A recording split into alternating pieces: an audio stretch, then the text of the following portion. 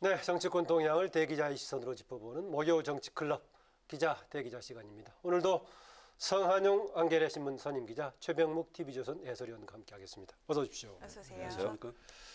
네, 지금 21대 첫 정기국회 오늘 9월 3일이니까 지금 시작된 지 3일째인데요. 출발이 순조로운가 싶었는데 또 오늘 국회에서 확진자가 나왔어요. 국민의힘 정책위 의장실이 이제 보좌진이 확진 판정을 받았다고 하죠. 왜 그렇게 되나요? 또 지금 한번 문을 어렵게 다시 열었는데 다시 또 그렇게 됐어요. 이상하게 우리 프로그램 하는 날만 확진자가 나오는 것 같아요. 참 안타깝습니다. 저도 요새 재택근무하고 있는데요. 집에서 그 노트북에다가 줌이란 프로그램 깔고 화상회의도 해보고 이 뉴노멀에 좀 적응을 하려고 노력을 하고 있는데 그런 건 그래도 괜찮습니다. 회사원들은. 근데 이제 제 그 잘 아는 지인들 중에 자영업하는 분들이 계세요.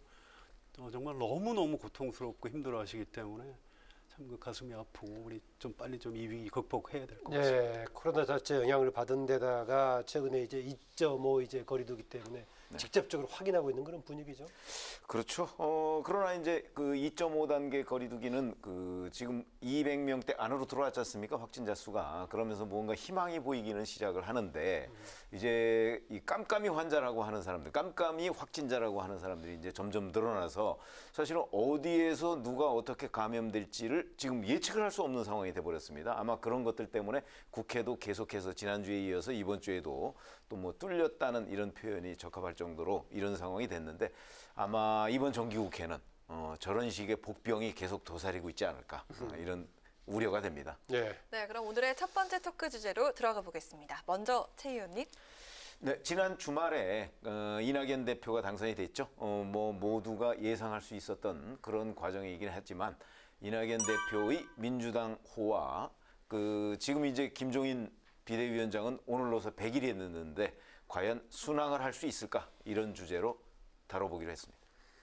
네, 지난 주말에 그러니까 29일 날 진행됐던 민주당 전당대회 지난주에 두 분이 여러 가지 전망했습니다만은 대체로 이변이 없는 그런 결과가 나왔죠. 이낙연 신임 당대표 이제 수락연설에서 무엇보다 이제 코로나 재난 상황, 코로나의 전쟁의 승리 이걸 강조하면서 원칙 있는 협치에 또 겸손한 정당 등을 강조했는데요. 지금 이제 이해찬 대표 체제에서 이낙연 대표 체제 어떤 변화를 우리가 조금 전망해 볼 수 있을지. 물론 대표의 바뀜도 있지만은 여러 가지 정치 환경의 변화도 있겠죠. 21대 국회라는 점도 있겠고 문재인 정부의 4년차라는 점도 있을 건데요. 어떤 변화라든가 뭐 이런 가능성을 좀 볼 수 있을까요? 글쎄 그냥 중립적으로 본다고 한다면 이해찬 대표와 이낙연 대표의 차이가 있을 수 있지 않습니까? 개인 성향의 차이가 저는 약간 있다고 봅니다. 예. 아무래도 이해찬 대표는 좀 강성으로 많이 인식이 돼 있었고 뭐 친문의 대부 또는 친노의 대부 뭐 이렇게 그동안에 불려왔기 때문에 그런 점에서 본다면 이낙연 대표 체제에서는 아마 그런 강성이 약간 연성화하지 않을까 이런 기대가 있고요. 다만 이제 청와대의 관계인데 청와대의 관계에서도 이해찬 대표 체제가 좀 청와대와 약간 대등한 관계 비슷한 걸 유지하려고 했었다고 본다면 지금 이낙연 대표 체제는 그보다는 청와대에 조금 더 종속적인 관계가 되지 않을까 하는 걱정이 있습니다. 아, 그렇게 보시는군요. 되게 정권 후반기 때는 갈등 관계가 여당과 청와대가 그동안에 생기곤 했었는데 달리 보시는군요. 예, 이제 뭐 대외적으로는 그럴 수 있는데요. 일단 좀 이 당 내 리더십도 좀 봐야 된다고 봅니다. 이해찬 대표가 좀 강성이긴 하지만 큰 줄기를 챙기고 좀 디테일은 좀 맡기는 이런 스타일이었는데 이낙연 새 대표는 전혀 다른 분입니다. 아주 강론에 밝은 사람이고요. 앞으로 민주당 의원들이나 당직자들 고생 좀 하실 겁니다. 만기 칠라명입니까? 예, 사실은 이제 2017년에 총리 발탁될 때 그런 에피소드가 있었어요. 전남도에서 만세 소리가 나왔는데 그게 뭐 잘 돼서 축하해서 그게 아니고 야 이제 이 해방이 됐다 이제 이런 그런 에피소드가 있을 정도고요. 이게 이제 양면이 있습니다. 이게 이낙연 리더십의 이제 양면인데 사실은 공무원들한테는 굉장히 죄송한 표현이지만 그렇게 좀 아주 센 리더십이 좀 필요한 측면이 있거든요. 그래서 이낙연 대표가 이제 민주당의 당 대표로서 그전 이해찬 대표 때보다는 훨씬 더 이 강론의 밝은 리더십을 발휘를 할 것이다. 이런 기대감 같은 것들이 좀 있습니다. 예, 어떤 당 내를 중심으로 얘기했는데 당청 관계를 봤을 때 어떻습니까, 여당과? 당청 관계는 이분이 이제 그 미리 얘기를 한 게 있었어요. 전당대회 경선 기간 중에 국무총리는 2인자다. 그런데 당 대표는 1인자다. 따라서 내가 대표가 되고 나면 새로운 이낙연을 보게 될 것이다. 이렇게 예고를 했습니다. 뭐 공개적으로 대통령이나 청와대를 향해서 뭐 반대를 하거나 이런 스타일은 아닌데 또 할 말은 하는 스타일이에요. 또 위치가 달라졌습니다. 그래서 그런 모습을 좀 기대를 해도 될 것 같습니다. 어떻습니까? 당내 리더십의 스타일은 어떨 것 같습니까? 사실은 지금 말씀하셨는데 전남지사 때 얘기를 했잖아요. 네. 그 스타일이 전남지사 때뿐만 아니고 원래는 기자 때도 그랬습니다. 왜 기억나시죠? 이낙연 총리 시절에 그 스타일에 대해서 윤영찬 전 수석 있잖아요. 물어보니까 노코멘트를 한 적이 있습니다. 네, 뭐 기자 또 같은 회사 선후배 관계이기도 하고. 그렇죠. 아니 왜냐하면 그 동아일보 기자를 같이 했었거든요. 그때 노코멘트를 한 적이 있거든요. 저는 거기에 상당한 의미가 있다고 봐요. 무슨 얘기냐면 이 왜 기자들은 흔히 데스크 본다고 했지 않습니까? 후배 기자가 써온 기사를 이제 이렇게 손질을 할 때 보면 굉장히 까다롭게 했다고 해요. 그런 점이 아마 지금까지 이어져 오지 않았나. 그런데 저는 그런 과정을 버리지 않으면 그런 스타일을 지금 말씀하신 대로 자칫하면 만기칠라명 지도자가 돼요. 그런데 당 대표는 사실은 뭐 정치면 정치 뭐 이런 거 하나만 하는 게 아니거든요. 각계에 여러 신경 써야 될 부분이 굉장히 많아요. 그래서 본인이 다 챙기려고 하다 보면 아무래도 주의가 분산될 가능성이 있다.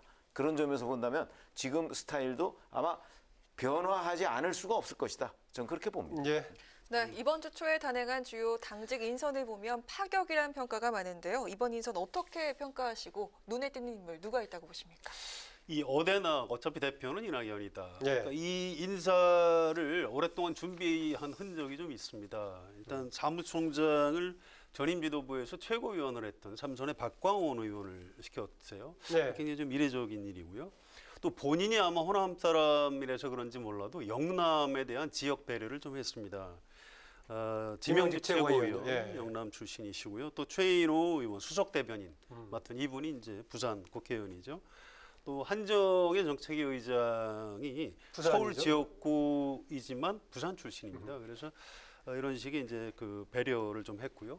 비서실을 아주 강화한 게 좀 눈에 띕니다. 오영훈 비서실장, 지역구가 제주죠. 예. 그렇습니다. 또 김영배 정무실장 이분은 청와대 비서관을 했던 사람입니다. 그래서 앞으로 당 정청 협의를 위한 포석이라고 봐야 되고요.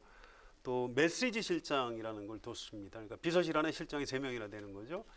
박래용 메시지 실장인데 이분은 그 기자 출신이에요. 근래까지 뭐 현장에 있었죠. 몇 개월 전까지. 경향신문 네. 논설위원을 했던 분이고요. 그 전에 편집국장을 했었습니다. 이제 사장을 도전했던 네. 경향신문 안에 굉장히 좀 비중이 있는 인물인데 메시지 실장이라는 중요한 역할을 맡았습니다. 이낙연 대표가 메시지에 강한 사람인데 역시 그 메시지 실장을 아주 강한 인물을 좀 쓴 것 같습니다. 네, 발표하는 걸 보니까 그동안에 본인이 대표될 걸 전제해가지고 이미 상당히 준비를 했던 것 같다라는 얘기를 하네요.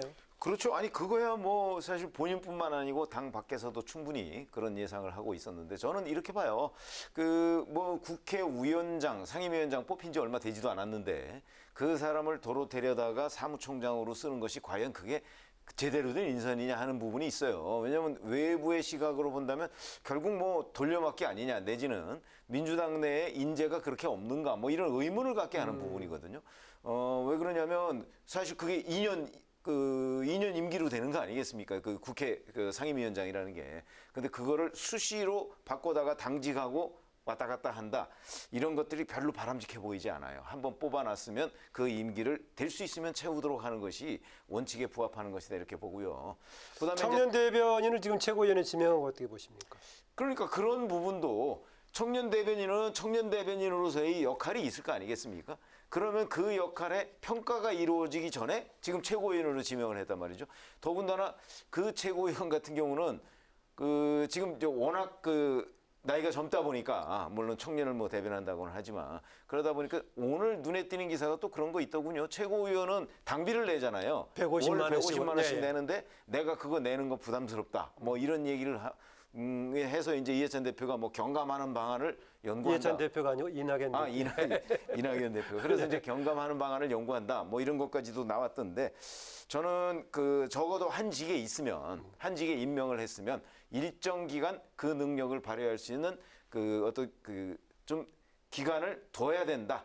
자꾸 이리저리 바꾸는 것은 바람직하지 않다. 이런 말씀을 드리겠습니다. 어떻습니까? 청년 대변인 이번에 최고위원 지명. 그래서 이제 그건 어떻게 보느냐의 문제예요. 그러니까 노동하고 청년 이쪽이 중요하다고 생각하니까 이제 그쪽에서 최고위원을 시킨 것이고요. 저는 이건 지금 야당도 마찬가지라고 봅니다. 굉장히 파격적인 인선을 통해서 유권자의 마음을 잡는 거기 때문에 뭐 너무 그렇게 야박하게 평가할 필요는 없다고 봅니다. 네, 아까 그 이제 당청 관계는 얘기를 하셨는데요. 또 하나 이제 가장 중요한 것 중에 하나가 야당과의 관계인데 이번에 명칭을 정당 명칭을 바꿨죠. 제1야당 국민의힘 김종인 비대위원장과는 언론들이 그동안에 40년 가까운 인연을 아주 뭐 좋은 인연으로 되게 소개를 많이 했는데 두 사람과의 관계 또 두 사람과의 관계만이 야당과의 관계는 결정하는 것은 또 아니니까는요. 어떻게 그렇죠. 전망하시는지. 아니 두 사람의 인간적인 관계야 뭐 그렇게 나쁠 이유가 없죠. 뭐 과거에 그 이낙연 대표가 기자 시절에 뭐 특종을 김종인 위원장한테 했다고 하대요. 네. 금융실명제 유보 뭐 이런 걸 했다고 해서 인간적인 관계는 나쁠 게 없는데 문제는 지금 여야 관계라는 것이 꼭 민주당의 단독 결정으로 가능한 건 아니라고 저는 봅니다. 그래서 이제 청와대와의 관계가 굉장히 중요하고 그런 점에서 본다면 여야 관계의 배경에 결국은 당청 관계가 있지 않느냐 이렇게 보는데 현재로서 당청 관계는 거의 뭐 일치된 관계라고 봐요. 그런데 네. 지금 이후로 시간이 지날수록 당청 관계가 삐그덕거릴 가능성도 없지는 않습니다. 왜냐하면 임기 말을 향해 가기 때문에 그런 점으로 본다면 그거는 조금 더 지켜봐야 할 대목이 아닌가 이렇게 생각합니다. 네. 두 사람의 관계가 이제 여야 관계 개선에 도움이 될 겁니다. 그럼 뭐 그렇게 뭐 부정적으로 볼 필요는 없고요. 다만 처음에 아까 말씀하셨듯이 여야 관계가 기본적으로는 대통령하고 야당 대표 또는 야당 대선 주자의 관계가 더 중요하죠. 그래서 이런 부분은 이제 앞으로 야당의 대선 주자가 누가 되느냐, 또 문재인 대통령이 야당에 대해서 어떤 태도를 취하느냐에 따라서 여야 관계가 달라질 가능성이 좀 더 커 보입니다. 네, 어떻습니까? 이번 지금 이제 앞으로의 대권 이제 대선 주자 얘기했었는데 이낙연 신임 대표가 되면서 어떻습니까? 그 동안의 대선 가도의 길에 조금 뭐 어떤 변화의 느낌 같은 게 있습니까? 뭐 그 상태라고 보십니까? 6개월 동안 대표를 할 가능성이 높습니다. 네. 그래서 이제 집중력을 좀 발휘를 해야 돼요. 그래서 이낙연 대표가 아마 자신이 가진 모든 것을 여기에 쏟아부을 거고요. 또 실제로 앞으로 6개월 동안 어떻게 하느냐에 따라서 이재명 경기지사하고 이제 경쟁 관계에서 구도가 결정이 될 겁니다. 그래서 뭐 최선을 다할 걸로 예상이 되고요. 대통령하고 여당의 유력 대선 주자의 관계가 사실 쉽지는 않은 관계입니다. 옛날에 다 기억하시겠습니다만 노태우, 김영삼 관계 굉장히 나빴고요. 대체로 다 나빴어요. 김영삼, 이회창도 아주 사이가 나빴죠. 무슨 화형식까지 했었고요. 또 심지어 노무현, 정동영 이 두 분 사이도 굉장히 나빴었습니다. 그래서 현직 대통령하고 여당 대선 주자 관계가 참 쉽지가 않은데 다만 과거에 김대중, 노무현 이 관계가 좀 굉장히 관계가 좀 좋았던 이런 관계입니다. 그게 정권 재창출했던 케이스가 되는 거군요. 예. 그런 것도 있고요. 또 대선 주자의 어떤 인품도 작용을 하는 것 같아요. 아하. 그래서 이낙연 대표 스타일이나 인품상 문재인 대통령을 비판하거나 각을 세울 가능성은 별로 없어 보이고요. 그런 면에서 아마 대통령하고 당대표 사이가 좀 원만한 모습을 유지해 가는 가운데 어떤 이낙연 이런 대선 주자의 정책 노선 같은 거를 좀 드러내 보이지 않을까 이렇게 예상이 됩니다. 차기 유력 주자로서 신임 이낙연 대표의 운신 행보 어떻게 보시나? 그 사실 저는 이낙연 대표 본인의 어떤 역량이나 뭐 이런 것보다는 그 문재인 대통령의 지지율과 더 큰 그 관계가 있다고 봅니다. 예를 들어서 지금 말씀하신 그 과거 대통령과 여당 대표와의 관계를 쭉 얘기를 하셨는데 그게 각각 조금씩 달라요, 의미가. 그런데 그 결정적으로 관통하는 하나의 그 뭐 포인트가 있다고 한다면 결국 대통령 지지율이다. 대통령 지지율이 임기 말에 많이 떨어지고 대통령이 국민들로부터 멀어지면 멀어질수록 차기 대권 주자, 그러니까 미래 권력의 목소리가 커질 수 있습니다. 그렇게 되면 결국 당청 관계의 갈등이 생길 수밖에 없거든요.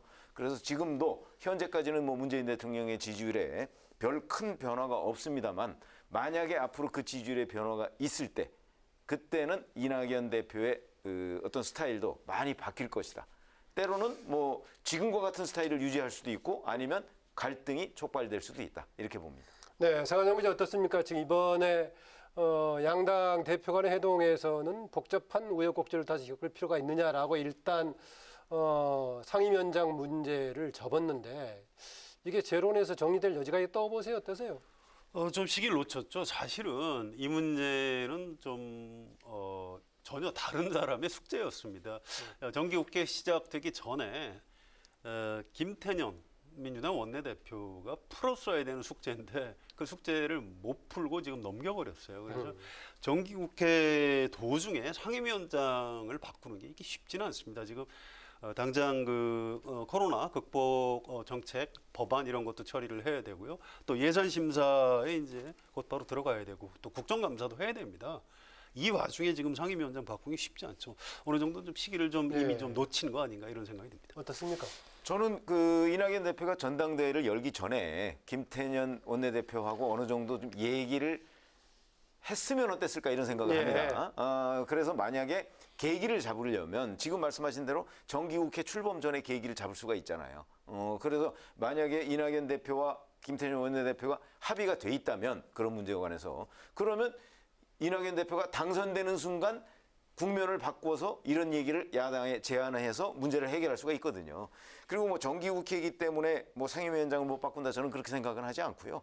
언제든지 결심만 서면 바꿀 수 있다. 그런 관점에서 본다면 지금 정기국회가 벌써 며칠 진행이 됐습니다. 그런데도 지난번에 김태년 원내대표한테 이낙연 대표가 이 문제를 미뤘어요. 그런 거 보면 아직 생각이 없는 것 아닌가. 저는 이렇게 분석하고 있습니다. 법사위원장을 가지고 다시 얘기를 하면 여당에서 양보를 못할 것 같고요. 법사위원장 말고 본래 야당 몫으로 여당이 생각했던 것, 또 국회 부의장 이런 것들을 그냥 김종인 위원장하고 야당의 어떤 결단으로 그냥 다시 가져가는 이 방법밖에 현실적으로는 방법이 현재 없는 국회에 것 부의장 한 명 비어 있나요? 그렇습니다. 아직도 비어 있죠. 아마 지금 역대 최장 비어 있는 상황이 될 것 같은데요. 네. 네, 이렇게 새롭게 출범하는 이낙연 대표 체제가 코로나19라는 엄중한 상황인 만큼 협치와 상생으로 위기를 극복해 나가는 모습 보여주길 기대해 보겠습니다. 자, 이번에는 성 기자님께서 선택한 주제 어떤 내용이죠? 김종인 위원장이 취임 100일 기자회견 오늘 했어요. 그래서 미래통합당 당명이 국민의힘으로 바뀌었습니다. 그래서 또 정강정책도 대폭 바꿨고요. 김종인 체제의 제1야당 잘 갈 수 있을지 좀 얘기를 해봤으면 좋겠습니다. 네, 어쨌든 간에 오늘로 정말 100일이라고 그러는데요. 여러 가지 상당히 주목을 받긴 했습니다. 그러나 또 일부 당의 일부 의원의 경우에는 김종인 위원장을 비판적으로 독선적 리더십 이런 지적까지 했었는데 어떻습니까? 종합적으로 봤을 때 김종인 비대위 체제 100일 어떻게 평가하십니까? 잘한 점, 특별히 잘한 점이나 못한 점이 있다. 잘했죠. 김정인 위원장 아니었으면 여기까지 왔겠습니까? 그 전에 당이 어떻게 될 수도 있었는데 최근에 뭐 8.15 광화문 집회 때문에 좀 이상하게 됐습니다만 그 직전까지 그 야당 지지도가 여당보다 더 높았던 그런 적이 있었죠. 네, 오늘 약간 다시 회복한 것도 나왔더라고요. 예, 그렇습니다.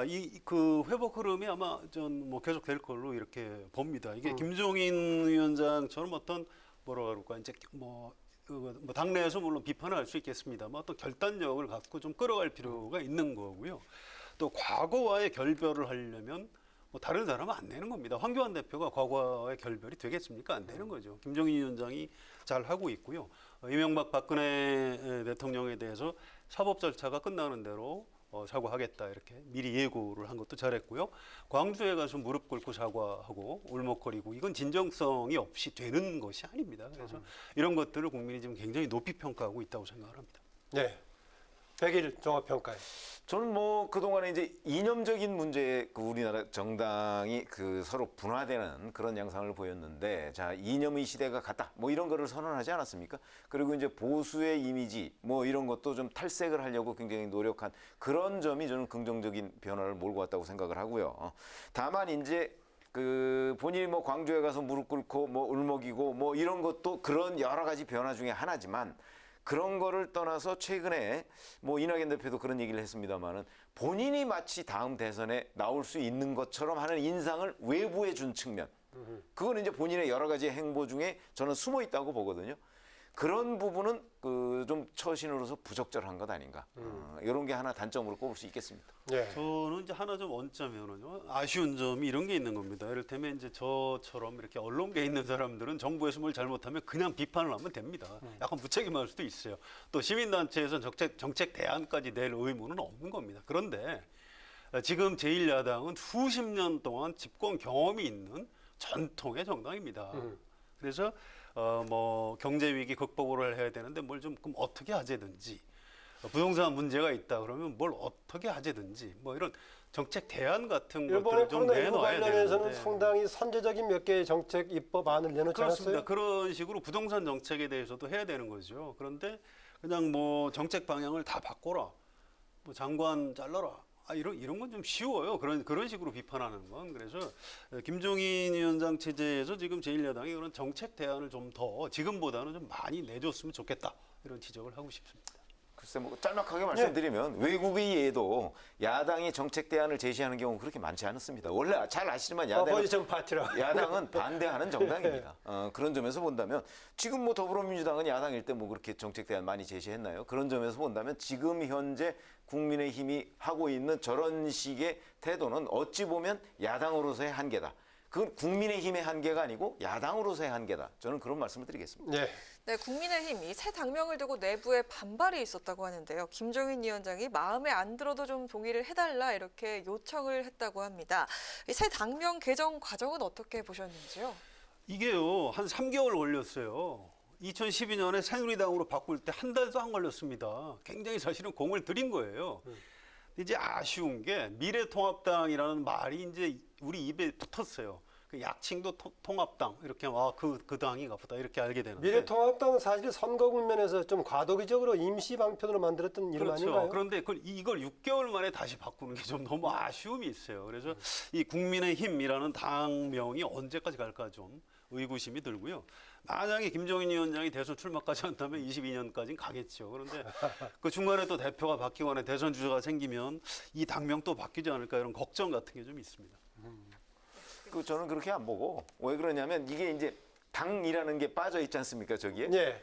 그러면 과거에도 이제 뭐 새정치국민회의 이런 것도 있었어요. 그럼 자유민주연합 그건, 있었고요. 그건 뭐 회의체냐 뭐 이런 얘기가 있고, 그래서 국민의힘에 지금 비판하는 사람들은 그거 보면 마치 무슨 시민단체 아니냐 뭐 이런 얘기를 하는 사람도 있고, 그런데 저는 기본적으로 그 기자들은 자꾸 뭐 새로 뉴스를 쫓아다니지 않습니까?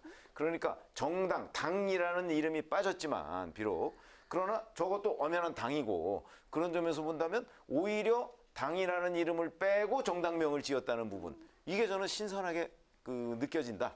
이렇게 판단하고 그런 있습니다. 신선감은 있는데 여기 약칭이 고민일 겁니다. 이를테면 더불어민주당은 민주당, 또는 두 자로 하면 민주, 한 자로 줄이면 민, 이렇게 하면 되는데 힘 하면 되겠네. 힘. 국민의힘은 어떻게 줄이죠? 힘. 이상하죠? 국 그럴 수는 없죠. 국민의당이 있으니까. 예. 그거야. 이런 난제가 좀 쓰겠다고 있어요. 그랬습니다. 예. 물론 시도 자체는 뭐 참신하다고 저는 굉장히 높이 평가하는 편입니다. 네. 네, 당명은 또 통과를 시켰는데요. 새 정강정책은 국회의원 4선연임 금지 부분을 뺐습니다.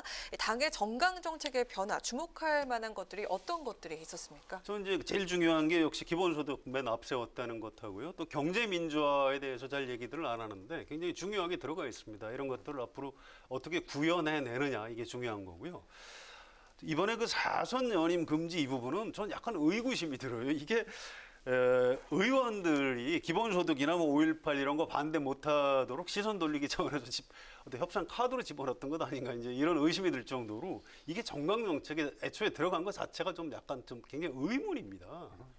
아니 국회의원 4선은 못하게 하면 국회의장, 부의장 누가 해야 돼요? 정치도 굉장히 고도의 전문적인 영역입니다. 다선 의원들이 상한용 기자를 엄청 좋아하겠네요. 보니까. 그러니까 이게 이런 차원이 있어요. 이게 반정치주의 때문에 이제 국민들이 국회의원 다선하는 걸 싫어하시는데, 네. 이 반정치주의가 옛날에 박정희, 전두환 이런 군인들이 쿠데타 할 때 뭐 그런 말이 있었어요. 뭐 백척 간도에선 조국을 기성 정치인들한테 맡길 수가 없어서 우리 군이 나섰다. 그래서 이제 반정치주의를 만들어서 유포시키고 있는 겁니다. 거기에 너무 쉽게 우리 국민들이 넘어간 측면이 있어요. 이건 좀 조심해야 되는 대목입니다. 네, 어떻습니까? 또 하나 이제 당의 인적인 정비인데, 이번에 보니까 뭐 당무감사 진행하는 걸 두고 누구 어떤 사람들을 자르려고 하는 거 아니냐 이런 당의 일부 지적도 나오던데 인적 쇄신 지금 선거 앞두고 있는 것이 아니기 때문에 쉽지 않을 것인데 그런 일부 쉽지는 이루어질까요? 그렇기 때문에 사실은 당무감사를 통해서 그 약간의 교체 같은 거 뭐 이런 걸 시도하는 건 아닌가 봅니다. 왜냐하면 선거를 앞두고 있다면 공천을 통해서 충분히 인적 교체를 할 수가 있거든요. 네. 근데 지금은 그런 방법이 없으니까 이제 당무감사를 해서 저 결과로서 뭐가 나온다. 그런데 흔히 이제 정당의 당무감사라는 건 잘 아시지만 사전에 이렇게 잘라야 할 산들을 대략 정해놓고 당무감사를 거기에 맞춰가는 경향이 있기는 해요. 그 지금 뭐 아마 국민의힘이 그렇게 하는지는 현재까지 뭐 확인된 건 없는데 인적 관련 문제 가지고 언론들은 강성 태극기부들할까 이쪽에 좀 주목을 하던데요. 그쪽에 그러니까 이제 그 중에 일부를 뭐 잘라내는 것 아니냐 뭐 그런데 제가 보기에 뭐 그렇게 목표를 가지고 하지는 않을 거고요. 예. 아마 그런 사람들 중에 이제 그 강성 뭐 태극기 부대나 아니면 그쪽에 자꾸 이 극단적인 주장을 하다 보면 그것이 곧 이 어떤 당원 관리나 또는 그 지역 관리 이런 거에 소홀할 가능성이 있거든요. 네. 그렇게 되면 그게 이제 우연히 일치할 가능성도 있다. 그렇게 본다면 일단 뭐 아마 그 위원장들이 좀 긴장해야 되는 그런 상황이 아닌가 싶습니다. 이거 아마 할 겁니다. 원래 그 사람 드러낼 때 말로 하는 거 아니에요. 말로 미리 하면은 반발합니다. 그래서 실제로 액션으로 바로 들어갈 가능성이 높고요. 그렇게 해야 되는 거죠. DNA를 이식하겠다 이렇게 표현했는데 DNA 이식이 뭡니까? 사람 바꾸는 거죠. 네. 할 겁니다. 예, 오늘 목요정치 클럽에서는 마침 이제 시기가 같이 맞물렸는데요. 민주당은 신임 이낙연 대표 체제가 됐고 또 국민의힘으로 명칭을 바꾼 제1야당은 이제 김종인 비대위원장 100일 되면서 평가를 같이 했는데요. 오늘 두 분 논의를 하셨는데 마지막으로 두 분이 한 줄 논평 한마디씩 듣고 마무리하겠습니다. 먼저 성 기자님. 예, 정당은 집권을 위해서 존재하는 조직입니다. 가치를 지키는 것은 사실 학자들의 몫이에요. 그래서 지금 김종인 체제의 제1야당이 잘 하고 있는 거고요. 당명을 국민의힘이라고 바꿨는데 이름만 바꿔서는 안 되죠. 그러니까 진짜로 중산층과 서민, 국민을 대변하는 정당으로 거듭나야 국민의힘으로 집권할 수 있다고 생각합니다. 네, 그래서 최병문 오늘 의원. 한 줄 논평은 부자들을 대변하는 정당은 집권할 수 없다 이렇게 하겠습니다. 네. 저는 이제 그 집권당의 대표가 바뀌고 집권당의 여러 가지 체제가 지금 정비되는 과정에 있습니다. 그래서 가장 우리한테 관심은 여야 관계가 어떻게 될 것인가 뭐 이런 거거든요. 저는 여야 관계를 재정립하기 위한 첫 번째 시도는 역시 야당은 우리는 또 야당 때 어떤 생각을 했는가. 야당이라면 이 대목에서 어떻게 할 것인가 뭐 이런 것을 연구하고 공감을 하는 부분이 굉장히 중요하다고 보는데 그런 점에서 본다면 기자는 기사 쓸 때 늘 이 기사에 대한 반응이 어떨까를 연구를 하거든요. 네. 그런 점에서 본다면 한 줄 논평은 이낙연 대표의 기자 감각에 기대를 하겠다. 이걸 한 줄 논평으로 정했습니다. 네, 오늘 두 분의 한 줄 논평은 여야당에 대한 기대를 담은 주문으로서 마무리해 준 것 같습니다. 오늘 목요정치 클럽 두 분 고맙습니다. 고맙습니다. 네, 목요정치클럽 기자 대기자 지금까지 최병묵 TV조선 해설위원 또 성한용 한겨레신문 선임기자와 함께했습니다.